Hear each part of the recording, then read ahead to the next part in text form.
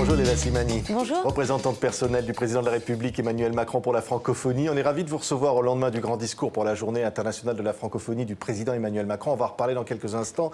Voici la une parue ce matin des Inrecuptibles. C'est vous qui êtes en une, un combat féministe. Vous portez la francophonie en Chine, c'est-à-dire que c'est une francophonie de terrain et féministe. Oui, c'est une francophonie de terrain, ça c'est sûr. Emmanuel Macron tenait beaucoup à ça, à ce qu'on change de méthode dans la façon de parler de francophonie. Je crois que la francophonie, elle doit être faite par les francophones, pour les francophones et les francophiles et tous les gens qui aiment la langue française. Il ne faut pas adopter de position de surplomb, dire nous on sait, on va vous dire comment il faut faire.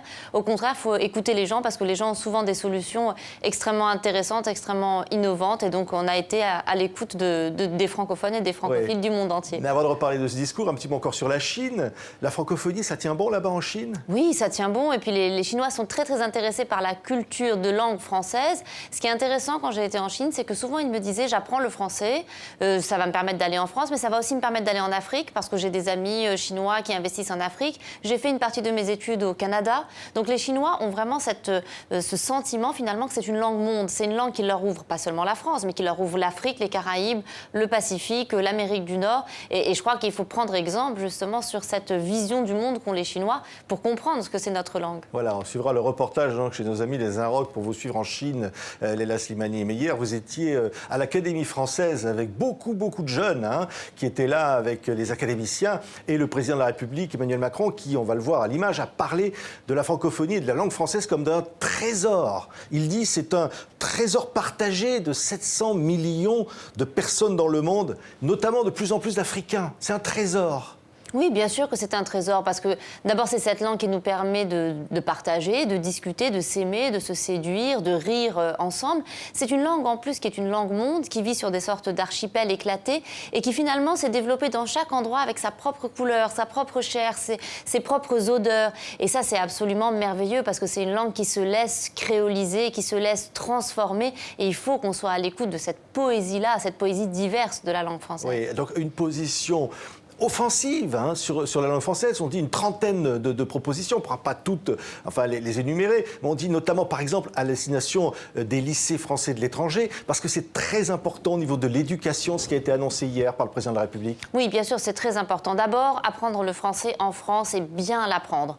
Je crois que ça, c'est essentiel. On ne peut pas défendre la francophonie dans le monde quand chez nous-mêmes, on a du mal à apprendre le français. Il y a trop d'enfants qui sortent du primaire sans bien parler, sans bien maîtriser le français.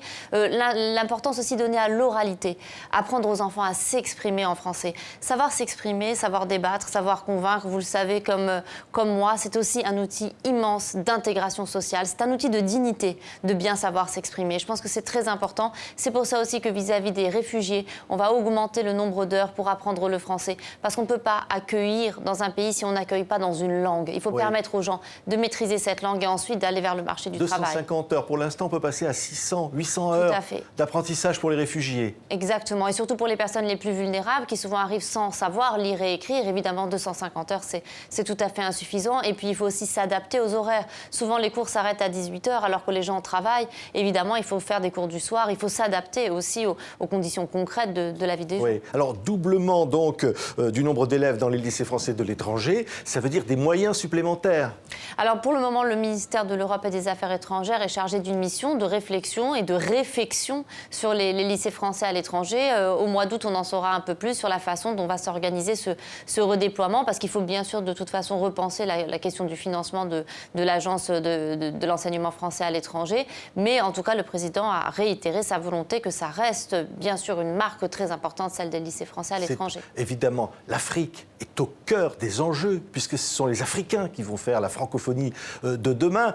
Ça n'est pas, comme l'a dit le président Macron, un faux-né d'une sorte de néocolonialisme, la façon dont la France traite la langue française. Oui, voilà, il faut arrêter d'être dans cette position de surplomb. Il faut faire les choses avec nos partenaires. C'est pour ça qu'il y a cette volonté d'aider à la formation des professeurs de français, de fournir des manuels. Mais c'est pour ça aussi que le président de la République a insisté sur le fait qu'il ne s'agisse pas seulement pour nous de diffuser le français, il s'agit aussi pour les Français de mieux apprendre les langues africaines, de s'intéresser à ces langues, qu'elles soient enseignées dans nos universités, que nos ambassadeurs, nos fonctionnaires parlent les langues locales lorsqu'ils arrivent dans des pays africains, parce qu'il ne faut pas que la francophonie devienne une paresse. Il ne faut pas que parce qu'on est dans un pays où on parle français, nous-mêmes nous nous désintéressions des langues locales. Non, il faut que chacun fasse aussi le pas vers la culture de l'autre, parce que c'est ça qui enrichit aussi cette francophonie, c'est ce plurilinguisme. Quand on est francophone, en général, on parle plusieurs langues. Et c'est la beauté de cet espace et ce qui fait notre différence par rapport à tous les autres espaces linguistiques, c'est que c'est un espace où cohabitent tout le temps plusieurs langues. Oui, alors on pourrait parler aussi d'un baccalauréat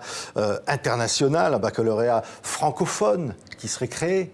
En tout cas, pour le moment, déjà, ce qu'on va mettre en place, c'est de mieux enseigner toutes les littératures de langue française, c'est-à-dire ne plus être seulement dans un enseignement patrimonial avec des écrivains hexagonaux. Il faut que les étudiants et les élèves de France entendent d'autres Français, se rendent compte qu'aujourd'hui, les grands poètes de la langue française ne se situent pas simplement entre Lille et Marseille, et qu'ils sont aussi au Sénégal, ils sont aussi en Haïti, ils sont aussi au Canada et partout ailleurs. Oui, Internet, c'est une dimension très importante, on l'a compris dans la bouche d'Emmanuel Macron. Évidemment, améliorer le référencement sur Internet des contenus francophones et plurilingues, en partenariat avec le Québec, avec d'autres partenaires francophones ensuite, et puis finalement favoriser par Internet la diffusion de la langue française. Oui, la bataille sur Internet est très importante. Moi, je milite aussi pour qu'il y ait plus de contenu, notamment de contenu culturel sur Internet. Pourquoi pas un Netflix francophone? Pourquoi pas une plateforme comme ça qui permettrait d'agréger des contenus venant de partout, francophones, avec aussi là encore du sous-titrage, parce que je pense que c'est important de rester ouvert sur les autres langues et de permettre à d'autres de rentrer dans ces cultures francophones. Donc évidemment, le terrain d'Internet va être un des terrains principaux de combat. Oui, et sur lesquels les médias francophones aussi doivent aller, c'est-à-dire sur ce terrain d'Internet, les médias comme TV5 Monde, France Média Monde, doivent aller sur ces terrains-là? Oui, bien sûr, ils doivent aller sur ces terrains-là parce que c'est les terrains où sont la jeunesse, mais sont aussi les terrains où sont les fausses informations. Et comme l'a répété plusieurs fois le président, je crois que les médias francophones doivent se placer dans l'exigence, la qualité. Il faut que quand quelqu'un aille vers un média francophone, il y aille avec confiance en se disant que finalement cette francophonie du média est aussi un gage de qualité, un gage d'objectivité, de vérité. Donc je crois que les deux doivent aller de pair. La lutte contre les fausses informations et en même temps la volonté de délivrer cette information en français. Oui, et il y a tous ces acteurs de terrain, on pense aux alliances françaises. Alors c'est l'ouverture de 10 alliances françaises par an et renforcer le rôle des instituts français, ce qu'a dit Emmanuel Macron. C'est un plan ambitieux. Oui, bien sûr, il a parlé aussi de sanctuarisation des moyens, donc il va y avoir une réflexion aussi sur les budgets, une vraie volonté de sanctuariser les dépenses à ce niveau-là. Et les instituts français et les alliances françaises sur le terrain travaillent très bien de concert, souvent s'arrangent pour ne pas être dans les mêmes endroits, ne donnent tous les deux des cours de français mais ne font pas tout à fait les mêmes actions. Donc on a la chance d'avoir un réseau très efficace et en même temps très complémentaire avec d'un côté les alliances et d'un côté les instituts. Oui, et puis l'édition francophone, qu'il faut encourager, les séries, les musiques, le sous-titrage, tout ça sont des chantiers considérables, mais absolument impératifs pour la langue française aujourd'hui?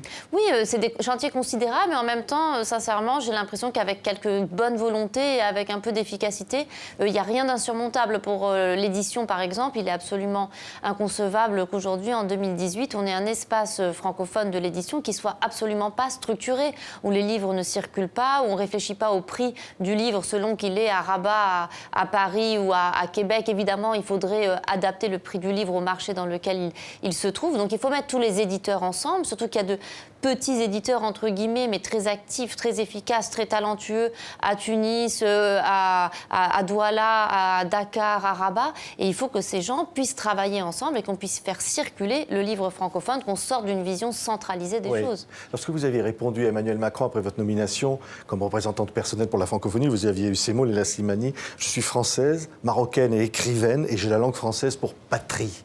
Au fond, c'est ce mot-là qui est important, c'est qu'au fond, c'est une patrie par les Français.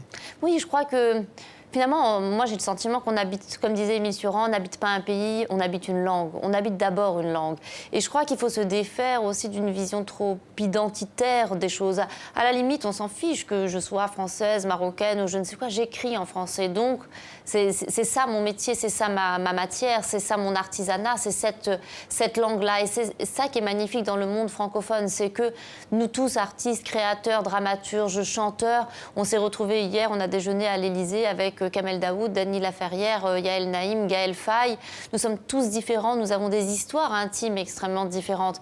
Mais en même temps, nous aimons, nous parlons d'amour, nous parlons de nos chagrins, de nos espoirs en français. Et ça crée un lien très très fort, très charnel entre nous et avec le public auquel on s'adresse. Et là, je crois qu'on oublie nos couleurs de peau, nos religions, nos genres. C'est ça qui est merveilleux avec la francophonie, c'est que c'est peut-être aussi un très beau chemin vers l'universel. Oui, et vous avez senti, on a senti chez Emmanuel Macron, une fibre particulière par rapport aux autres présidents de la République sur ce thème de la francophonie, la transmission, l'éducation. Il a parlé des professeurs de français en disant ce sont des héros.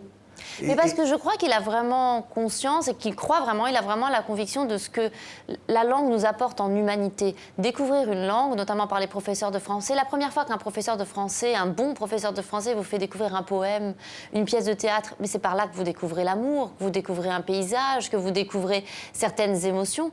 Et je crois que vraiment, il se rend compte qu'on est plus homme, plus on maîtrise sa langue, plus on la connaît, plus on l'aime et plus on est un homme ou une femme. C'est-à-dire plus son humanité se développe. Et je crois que par exemple, sa volonté aussi de faire un grand oral, de faire des concours d'éloquence. Oui, des concours d'éloquence en Afrique, la saison des cultures africaines en 2020. Pouvoir se tenir, parler, convaincre, dire ce qu'on pense.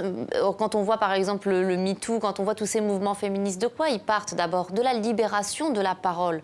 Parler, être capable d'utiliser sa langue justement pour dire ce qu'on a à dire, c'est extrêmement important. C'est un outil de la dignité aussi, la langue. Et une langue de liberté, au fond. C'est ça qui est l'enjeu derrière tout ça? Oui, c'est une langue de liberté, même si moi je suis assez rétive à l'idée de présenter la langue française comme une langue qui charrierait plus de valeurs que les autres. Je pense que toutes les langues charrient des valeurs. Il n'y en a aucune qui est au-dessus des autres. Je pense qu'il faut toujours se méfier de cette idée de hiérarchie des valeurs. Comme l'a rappelé le président hier, il y a aussi des tyrans qui tyrannisent en français. On a aussi torturé en français. Donc c'est une langue qui a ses aspects sombres et qui a ses aspects lumineux. Il faut regarder les deux. Et il faut pouvoir raconter les deux en français ou dans d'autres langues, si on a envie de le faire dans d'autres langues. On n'est pas dans une posture de défense. L'avenir du monde, c'est un avenir plurilingue. Il faut surtout se battre contre une chose, c'est la monoculture et le monolinguisme. C'est tous ces gens qui nous disent « vous n'avez qu'un livre, qu'une religion, qu'une histoire, qu'un horizon et qu'une seule langue ». Ça, moi, je me bats contre ça. Après, il faut apprendre le plus de langues possible. Je parle l'anglais, je suis très contente de parler l'anglais, j'ai aucun problème avec ça. Je pense que c'est un débat là-dessus un peu dépassé. Merci beaucoup, Leila Slimani, donc représentante personnelle du président de la République Emmanuel Macron, d'être venue sur TV5 Monde, la chaîne de la francophonie, au lendemain de ce grand discours. Merci à vous. Merci.